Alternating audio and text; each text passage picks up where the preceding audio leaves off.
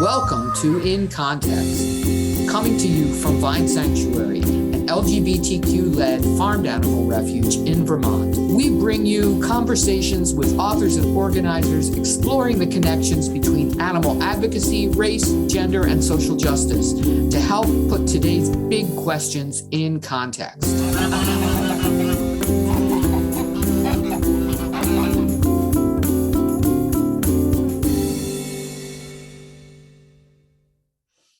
Hi, and welcome to In Context. I'm Patrice Jones, and my guest today is the extraordinarily fabulous Brenda Sanders of Baltimore.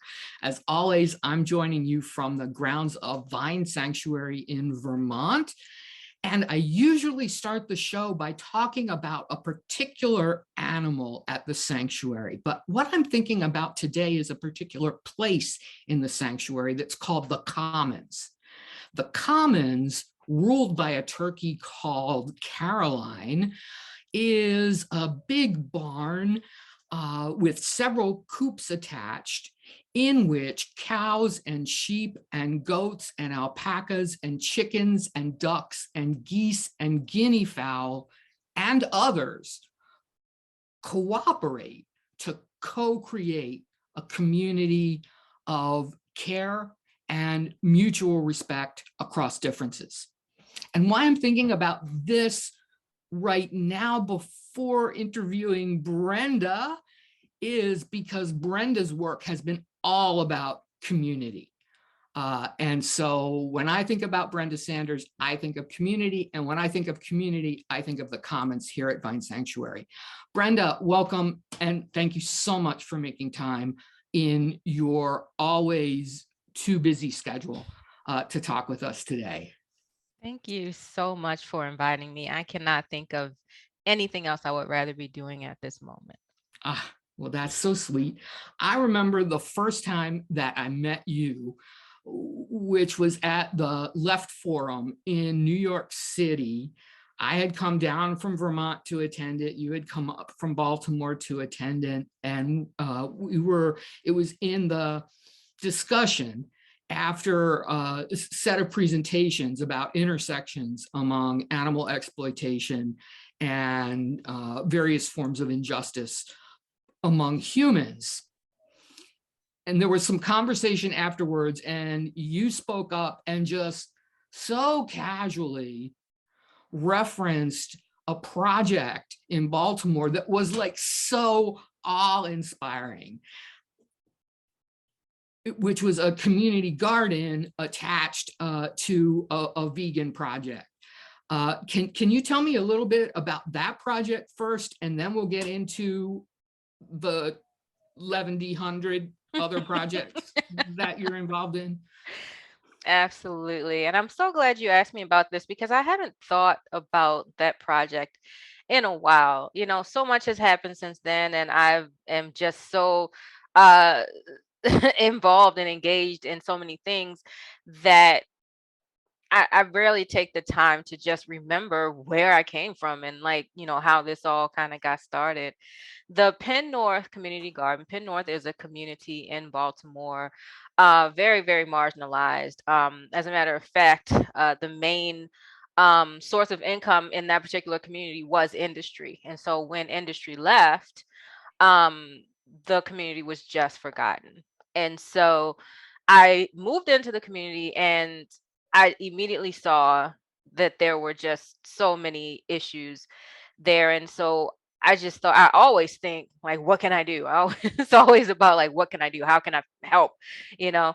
And so I started talking to people in the community, and it seemed like the fact that there wasn't any fresh food anywhere uh in the community seemed to be a source of like a sore spot, because there were so many elders who had come up from the south, and so they were gardeners.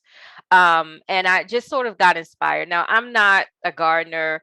um and I had no idea what I was doing, but Baltimore has this program called Adopt a Lot, and so there are so many abandoned lots in Baltimore that are just become dumping grounds for folks, because the trash services don't always come around regularly, and people need to get rid of trash, and that just becomes sort of a habit. Like, if they're not going to pick it up, then I'm going to dump it. And so this particular lot had been a dumping ground for all kinds of stuff. And so I got together some folks who sort of have the same mission that I do, which is to um, improve the lives of people who live at the furthest margins of society. And we just started to clear this lot. I was like, we're going to, you know, start this community garden, and it's going to be great, and it's going to bring the community together. And of course I had all these lofty goals. And so we started to clear off this lot. We went and started to like collect all these found materials, and start to build these raised beds. And I thought, well, clearly the community, because I'm so delightful, they're just going to flock to this project. um and what happened was that the community didn't, but the children in the community did. And it started off as sort of curiosity. And so the children would come over and just kind of watch us, and just see what we were up to. And then eventually they started asking us questions. There was a group of children in particular who would come out every day, every single day, Monday through Friday, and even on the weekends. And they just were fascinated by what we were doing. And they would eventually, they started asking if they could help. And of course we were like, absolutely. And so we started incorporating them into the building of the raised beds or the planting of the seeds. And as the planting season progressed, or as the growing season progressed, uh, things started to sprout, and the environment in that lot started to change. And a really miraculous thing happened, a thing that I wasn't expecting, which was that when we brought flowers and trees, we planted some apple trees, and this fresh produce into this space, we made it green. Animals started to show up. And we like, I didn't know. I mean, I grew up in the project, so we didn't even have green things around us. Um, and so I just didn't know that when you make things green, animals show up. Like, it was almost like magic. And so these children who had not been seeing these different kinds of insects, and sort of like what I would think of as woodland creatures, I don't know, like squirrels and stuff, sparrows, and they were just mystified by these living creatures that were suddenly popping up. And it was a beautiful thing because they weren't afraid. And I've noticed that a lot of adults, the first reaction to like a creature that they're not familiar with is fear. But these children were mystified by these creatures. And there was this one situation where I'm off doing something, and I heard the children like, wow, what's that? And just really, really excited. And so I go over to see what they see, and it was a praying mantis. And I mean, these children were so fascinated with this praying mantis. Oh, we were all fascinated. I don't see praying mantises every day. And so we were all just like, oh my gosh. And the praying mantis was like aware of us as we were aware of the mantis. And so, the mantis was like kind of looking at us while we were looking at them. And the children were, like pointing out the legs and the antennae and the eyes and this and that. And it was just such a moment for me of connection. And I felt that the children were having that same kind of experience, that they were connecting with the planet and with these creatures in a way that they had not had an opportunity to do before. And it meant so much to me to be able to create that for folks who may not have had that opportunity. So it was a beautiful experience. I still get kind of choked up about it, actually, when I think about it. This all was going down in Baltimore. I hope that I would admire your work no matter where you were doing it. But since Baltimore is my hometown, it particularly hits my heart when I think about this project and others that you've done. Uh, this project did not last forever. Um, Unfortunately, and I say that the children were the first to come out. Then the elders came out, and to see what all the fuss was about. And initially they would just watch, but then they saw that we didn't know what the heck we were doing, and they all had a background in gardening and farming, so they would come over and say, "Oh, no, no, no, don't do it like that. This, do it like that." And so, they are a big part of the reason why the garden was so successful. And then, some of the other folks, some families started to come out and be a part of the growing and the harvesting. And it was beautiful because I was told that for some of those families, this was the time that they spent together. Parents working 2 and 3 jobs, not really having the time to do, the communal family thing, but coming out to the garden was their time spent together. So that was important to me. Unfortunately, there was already a 10-year plan in place, that had been put in place by a development company. I don't know how familiar folks are with the Baltimore landscape, but Penn North is right adjacent to Druid Hill Park, which is a historic park, has a beautiful reservoir, called Lake Druid Hill, and or Druid Hill Lake. And it's really, really beautiful. And I guess the developers had a plan to have this area be enjoyed by people who, I guess, they felt like deserved it more. And so we were the victims of what's commonly known as gentrification, because there was this whole plan to move the poor Black people out and, build condos, and the deal. I do, but for any of our viewers who don't, this is a pretty common process that has been going on in various communities since at least the 1960s. So Um, we were sort of pushed out little by little. The first thing was like, we got um we were harassed about the fact that we had planted some trees because, it wasn't permitted for us to plant the trees. And then, just little by little, there started to be more issues and more problems, to the point where, one day we went out to the garden and the whole thing had just been razed to the ground by the city. oh, It was heartbreaking. The children were devastated. The elders were just kind of like, yeah, that's how it goes. mm. And um and it, I still don't think I've recovered. I'm not sure about everybody else who was involved, but I still haven't recovered from having gone through that. That's not to say that I won't start another community gardening project at some point. But that was pretty devastating for us.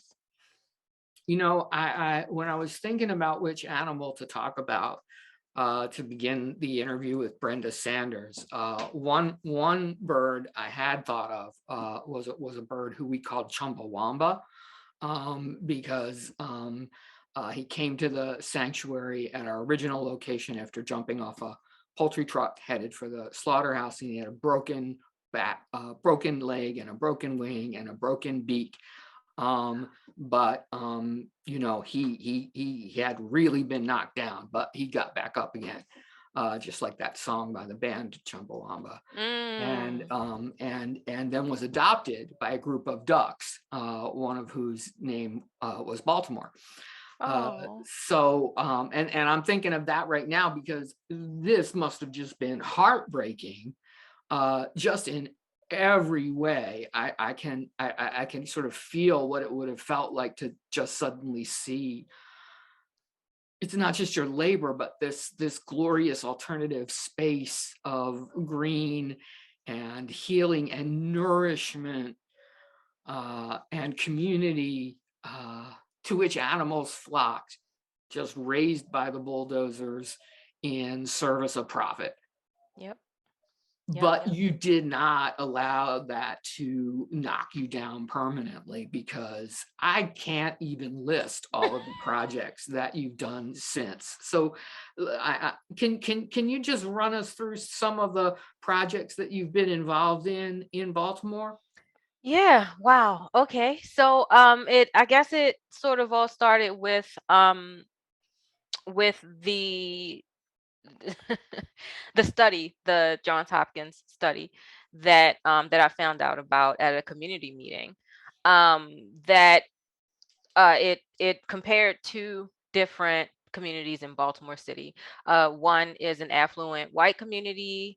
The other is a poor Black community, and they just wanted to see what the difference in health outcomes was. And what they found was that there was a 20-year difference in life expectancy between these two groups, and the main factor that was involved was diet. I mean, they even the researchers apparently were surprised because they thought it would be all kinds of other things, like um, economics or stress or, whatever. And they found that it really just came down to the foods that the people in these communities had access to.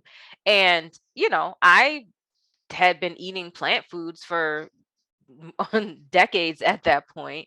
And I thought, if there were accessible plant foods, and if people just had access to information about this, because you gotta remember that like the food system itself is very racist. Like our food system is a lot of things. It is cruel, it is exploitative, it is violent, um, and it is racist. And certain communities of people, certain races of people are targeted in specific ways. And poor Black people are targeted with some of the worst foods. And these, processed food industries come in and flood these communities with the worst possible foods. And this is what folks have had access to, easy access to, for generations. And that has had a very negative impact on the health outcomes of the people who have been sort of forced to into these foods, because that those are the foods that they have access to. And so I knew that this, I didn't know these things when I was growing up, and I had to become educated myself. And so I thought, well, I know all this stuff just from personal experience. Why don't I just start telling people what I know?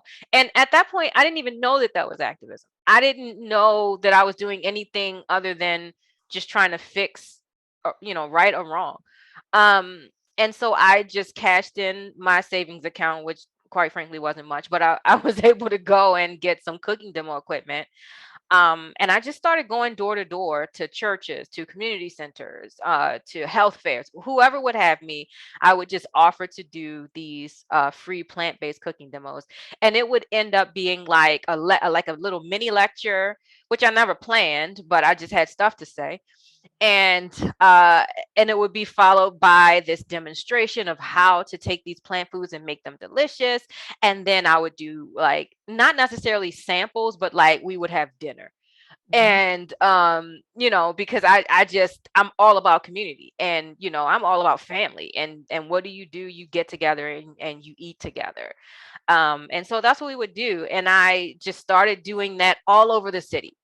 And those lectures, I called it Better Health, Better Life, the initial organization that I started. And I would just go around and give away this information. Eventually it got so popular that I couldn't quite handle it by myself, but I had already connected with so many people, folks who had gone through the different, who had attended the different workshops and stuff that I had been doing. And they just believed in what I was doing, and they were like, I want to be a part of what you're doing. And so I sort of um built a team in a way. I connected with other folks. I connected with some vegans, some animal rights folks in Baltimore, and we were um able to start structuring um this programming. We started to do a vegan pledge program, which I didn't even know was a thing. I I was just like, well, what if folks just did it for a month? What if we just took people through a program where they, went plant-based, just converted to a plant-based diet just for the month, and we do programming and we support them and we give them resources and we just make it fun. Little did I know, folks all over the world were doing programs like this that were very successful. um, I learned a lot of what I ended up doing just by doing.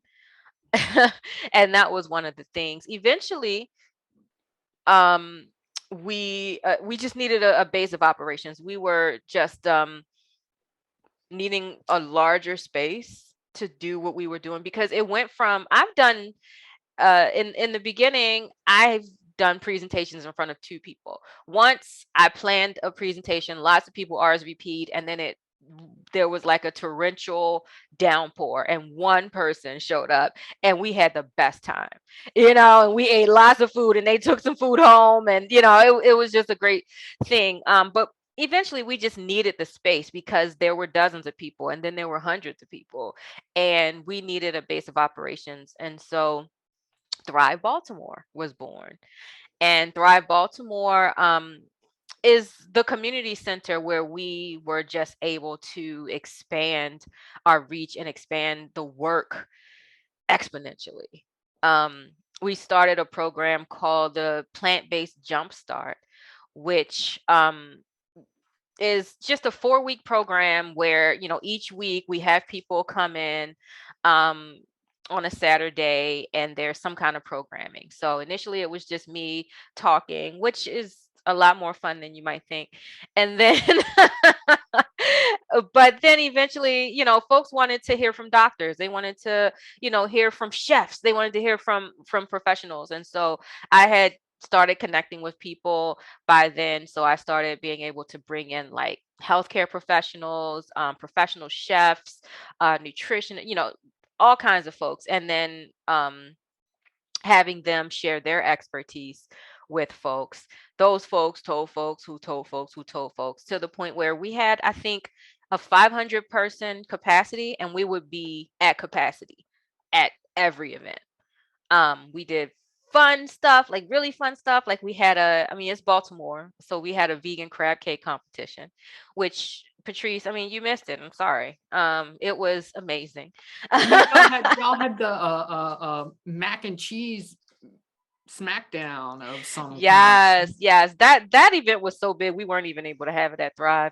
We had to like rent a hotel ballroom, and like 3,000 people came out. Mac and cheese. Interestingly, the first vegan mac and cheese smackdown that we did was at this place called the Urban Business Center, which is like smack dab in the middle of the hood. And so, of course, the vegans are going to come out, because if they hear about vegan mac and cheese, like, they're coming. And so there was this line all the way down the street, all the way like 2 blocks down, of people who were just waiting to get in to sample. I think we had 20 chefs and restaurateurs and just people who were just, really good cooks, who had brought their version of vegan mac and cheese. Well, folks from the neighborhood saw this line, and they didn't even ask what it was. They just got in line because they were like, this must be good. And so we had so many people who came into the event, and of course all of it was free. And so we had all these people coming in to this event who had no idea what it even was. They just knew that something really exciting was going on. And so once they got in, there were vendors, there were nonprofits who had information that they were giving out. A lot of these people learned about veganism, learned about plant-based food for the first time at this event, and they were able to taste this delicious comfort food that everybody loves, and find out that it wasn't made from animal products. And there were so many conversations that were able to be sparked, and so many people who connected with us and who stay connected with us because of that event. And that, but that's how it always was. It was just always this sort of, things just came together, community just came together, and it worked out really well. So um that's Thrive. Yeah. Thrive Well, Baltimore. and there's also the festival, Oh my gosh, yeah. the So Vegan Vegan Soul Soul Talk, Fest. right? Vegan Soul Fest. Right. That, But before, and there's more. Oh, yes. there's more. But before, I'm starting to worry a little bit that people watching might think, "Oh, wow! I mean, this is so amazing. This is such spectacular work. That's not something that I could do." And so I guess I wanted to highlight and then ask you, I want to highlight a few things that you've already said that might help people understand, and then maybe ask you some ideas. So one thing I noticed when you were talking about the community garden, was that at some point, like, y'all didn't know what you were doing. And so you were making mistakes, and people came out to tell you you were doing it wrong. And that's how they got involved. And I thought that was a perfect illustration of how, as a community organizer, it's not just that you don't have to be perfect. It's that sometimes it can be helpful when you're not perfect. Because then that gives people the opportunity and the motivation to step up and say, "Nah, wait a minute, you've got this wrong. I've got this expertise that I can offer." And so in that case, it's better than if you had been like expert gardeners with your very determined ideas about how tomatoes should be planted.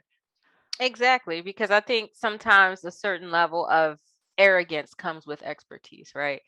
Mhm. And so maybe I wouldn't have been open to the community telling me how I should be, planting the tomatoes. But because I was just there with a good heart and the desire to help, and folks saw that and felt that, they wanted to be a part of that. And it's the same way with every single project.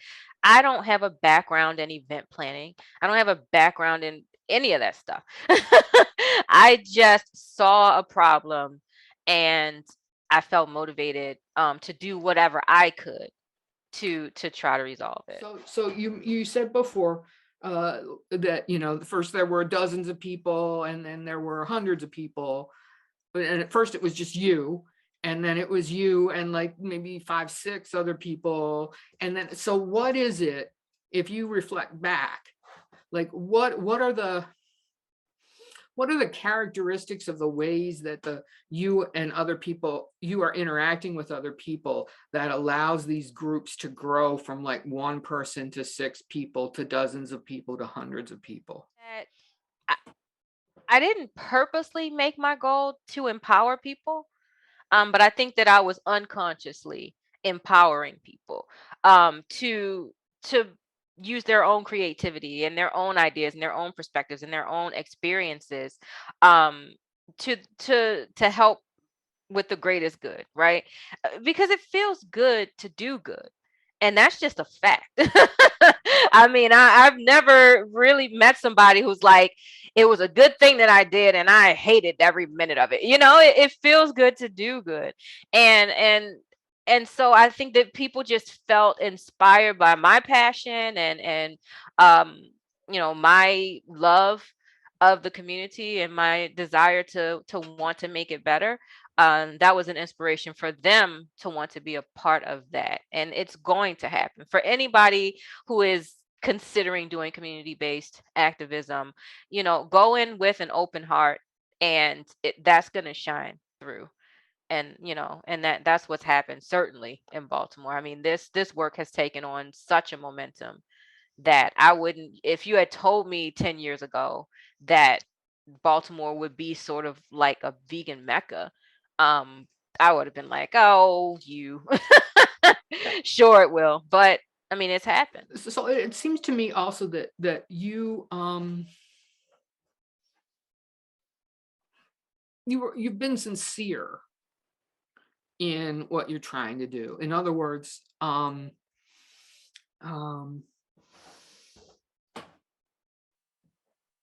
you sincerely care about people's health, and you sincerely care about kids having food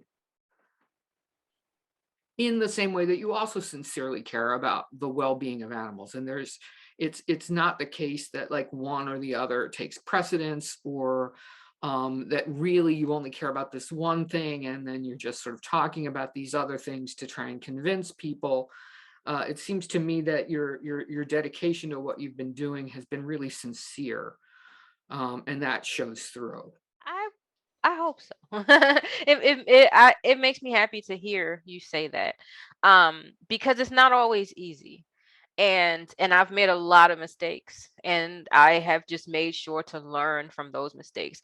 When I was learning about the factory farming industry, and for folks who may be tuning in, who haven't done the deep dive into the animal use industries, pace yourself, because I just dove right in. I just started researching and learning about everything from factory farming to fur farming to, you know, experimentation, and just I just took on so much, uh, and it gave me PTSD. I mean, I was doing harm to myself, and then I sort of used my platform and kind of turned that out on folks at a certain point. And I do regret that. And I regret that I didn't think that through more, because there was one plant-based jumpstart where I just traumatized everybody. I mean, I had just learned I think I had just learned about just animal research, like animal Vivisection. experimentation. Yeah, Mhm. vivisection. And I was just like furious. I was furious, and I was disgusted, and I was hurt, and that I had gone my whole life and never known any of this stuff. And I was like, oh, everybody's gonna know, and they are gonna and they're gonna feel it the way I feel it. And then I just went on to traumatize everybody. People were just crying and getting up and walking out. And what the some of the feedback I got was, I didn't come here for this. I didn't come here to be traumatized. I didn't come here to be sad. I thought that you were going to help, you know. And so I did learn from that experience, that there's a way to gently introduce these things, to people, where you're not um causing that trauma.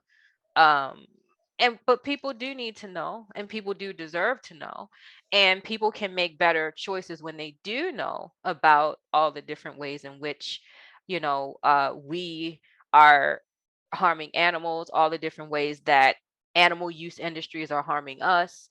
Um and and so over time I learned the best way to sort of balance everything, to balance my passion, to balance my anger, and to make it a good experience for everybody involved.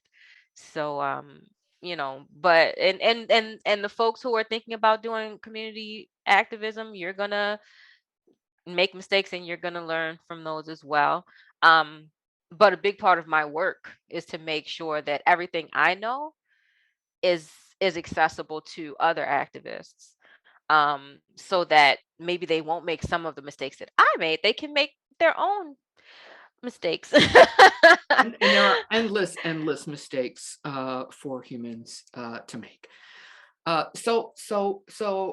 definitely want to know what you're doing right now in Baltimore, but I also want to make sure I mention the Afro-Vegan Society, which is an Mm. organization you co-founded, and I'm hoping to have somebody from Afro-Vegan Society come and talk on the show as well. But I want to make sure I give them a shout out and give you the chance to mention them as well as whatever you're working on in Baltimore right now. Yes. Oh, Afro-Vegan Society has just been such a joy. Um, I founded Afro-Vegan Society um because I how do I say this? Um, Just say it. okay, Patrice, I was engaging with the animal rights movement, and it was a very unpleasant experience. And I wanted to make sure that if there were other Black folks who wanted to engage with this work, that there was a safe space for them to do so. And I just when you have a mostly white movement, and certain things are just inevitable. And I don't, I'm not jaded or bitter or anything like that, but I did have some very discouraging um experiences that, you know, could have led me to just walk away. But I'm not a quitter. And so I decided to take the things that I had learned from those environments, and make sure that I could build something that would just be um that would give other activists like me an opportunity to be to do this work, but to just be Black and free while they did it. I mean, the number of times that people in the animal rights movement asked me why I had to be bringing race into it, as if I ever have any choice in the matter. Like, ra- Black people are racialized, other people of color are racialized. We don't racialize ourselves. We didn't, create this system, and we are the victims of it. And there were, so many situations in which I was victimized, that I just wanted to make sure that there was another choice, right, for folks. And then also Afro Vegan Society has been able to do this work of educating people about these issues, about everything from, food inequality to animal rights, to climate change, to, just all kinds of issues, but in a way that is culturally appropriate and sensitive, and in a way that we can actually reach the communities that we're trying to reach, and not be offensive and just oblivious, because we're talking to our own communities. If I can say from the outside, it also seems like Afro-Vegan Society does on the national level, let's say, or on the internet and nationally, and I'm sure internationally as well. Many of the same things that you were doing in Baltimore with the same spirit. Like there's that joyousness, and even though it's over the internet, I see a feeling of community being created. Right. Community comes from the heart.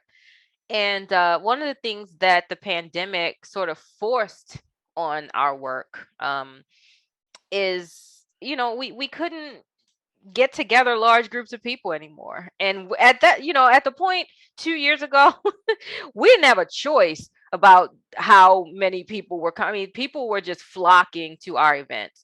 I mean, there were times when we were just like, look, the fire department is going to shut us down. Like, we have to cut this off. We are at capacity. And so being in a situation where, there are these restrictions in place that say large groups of people j- can't get together. It's forbidden. Um, I couldn't just stop the work. And so I think that that was the moment when a lot of that work got pivoted to the virtual platform that had already been Afro Vegan Society, and it was just perfect. There wasn't we didn't miss a beat, and the Afro Vegan Society team is the light of my life. I I tell them often, I tell them weekly that they are the most amazing group of women, and they have just taken Afro-Vegan Society from where it was and just taken it to the stars. I mean, we've been able to reach so many people. I'm talking about hundreds of thousands of people, which, I mean, we got 3,000 people at the mac and cheese competition, but now we are reaching hundreds of thousands of people, and it's amazing. It is exhilarating. And it's because of the work of every single person on the team and the dedication and the passion and drive for community that we've been able to reach. So, oh, and the support from, our sponsors, and, the love from folks, including yourself. I mean, we've been feeling the love from you and from Vine. And it's because of all of that support that we've been able to accomplish so, so, so much. And so I'm so thankful. And anybody who hasn't been following Afro-Vegan Society, jump on social media, go to our website, sign up for, our email list, and connect with us, because we're doing great work. I don't want to just double that. I want to like multiply it by 100. And I think we're probably over time, but what are you doing right now in Baltimore? How could people find out about it and support it? So right now I am focused on the Greener Kitchen, which started out because people loved the foods that we were bringing out to the Thrive events so much, and to different festivals and things like that. They loved the food so much that they just basically bullied us and said, look, we need to be able to buy this food. You need to make that happen. And so we figured out that there was a need for prepared, for affordable and accessible prepared vegan food, because what we were finding over and over again is, there's this sort of rhetoric that's like, it's not hard to eat plant-based food, it's not hard to be, to eat vegan food, you just, beans and rice is cheap. But what folks aren't acknowledging in that narrative is that when you're living at the margins of society, when you're low income, when you're contending with poverty, oftentimes you have more than one job. You don't have a whole lot of time. You don't have, the access to, what other people have access. People with more leisure, can bake this wonderful vegan bread, or I don't know, whatever people, because I don't have it. But you have the space to be able to create, right? For some people, convenience food is the only food that fits into their lifestyles. And I get it that a lot of folks who are vegan, just that is not their experience. That is outside, they're like what they know about. And so they just never think about the fact that these convenience foods that are just the worst animal products you could possibly think of, that are being flooded into these communities, that's also the only foods that they can afford. And it's the only foods that are convenient enough to fit into the life that they've been forced into, right? And so I wanted to show that it was possible to have food that that is accessible and affordable and plant-based. And so we've been doing that through the Greener Kitchen. And it's not easy. We're located in a community called Pigtown, um which kind of speaks for itself. And and so but I a lot of vegan prepared food is especially designed to turn a profit, to be like as expensive as people are willing to pay, so that folks can, I don't know, get rich. I don't know. I don't know what people are doing. I just know that my goal is to make sure that everybody has access to plant-based food, and that it shouldn't be an elitist thing, and that it's, you shouldn't have to eat beans and rice every single day, unless you want to, because I know I do. Um, and so the Greener Kitchen has, we it's just run. It's a collective, a worker-owned collective that's run by a bunch of activists who have a mission to make plant-based food accessible and affordable to everyone. Everyone deserves to be able to eat this food. Um, and I also have the podcast, Food and Justice. The Food and Justice podcast is all about just that, connecting the food system to justice issues and talking about how we can make an unjust system more just. And then what else? What else, Patrice? Um, That's a lot of stuff. Oh, Vegan Soul Fest. We only quickly glossed over that. We have been on hiatus for the last couple years. I don't know if you are aware of this pesky pandemic that we've been all experiencing, but so Vegan Soul Fest brought out 13,000 people the last time we did it. So it just hasn't been um feasible with the restrictions. We're looking at this year, fingers crossed, people are going out and gathering. There's some whispers about variants. So we'll see. But Vegan Soul Fest is just an opportunity to bring together, culture and food and music and education and support and just all the things. Vegan Soul Fest is all the things. I organize it with Naja Wright Brown, who is the co-owner of a vegan bistro in Baltimore called the Land of Kush. And the two of us just decided that we wanted to use, what we had, the knowledge and experiences that we had, to help our community, and we came up with this festival. We've been doing it since 2014, and it's just grown exponentially over the years. So there's that.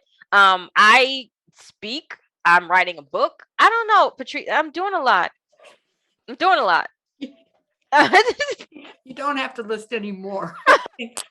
I think we're either out of time or well over time. Oh, But I wanna read that book. okay. I want to come to the next Vegan Soul Fest. I need to eat at Land of Kush again because that's my favorite restaurant in the Oh, entire yay. country. Wow. And Yes. Yes. Yes. I would like to know if you have any parting thoughts on the subject of community organizing, for those who have been tuning in and are like, yeah, I want to be like Brenda Sanders. First and foremost, Afro-Vegan Society is about to launch an activist training program because we want people to be able to do what we've been able to do. And so that's actually we'll be putting out information about that and allowing people to register, sign up for that in the fall. And so that's one resource that will be available to folks who are feeling like, I want to do what Brenda Sanders does. I'm accessible right now. I haven't gotten famous or anything, so yet. So I don't have bodyguards or anything. So I am actually, reachable. So if people want to reach out to me on social media, at brendasanders.info, ask any questions. Um, you know, I'm here. This is why I'm here, to do what I do, but also to encourage other people and empower other people, to do this kind of work as well. Um, and and just like continue to tune in to In Contact, because I'm sure that there will be lots more information and expertise and inspiration coming up, through this show. And Patrice, you're such an inspiration to me and so many others. Even though it probably makes you uncomfortable to hear that, I just got to say it. You are such an inspiration. So thank you so much for this. Well, yes, I feel uncomfortable. So luckily we've come to the end of our time. Visit Afro-Vegan Society online, brendasanders.info. You can visit vinesanctuary.org and look at the In Context page for show notes and for recordings of past shows or notices of upcoming shows. Thank you so much, Brenda, for making time to talk to us today and for all of your work. over the years. And thank you for tuning in and for all of the work that you have done and will do. This has been In Context.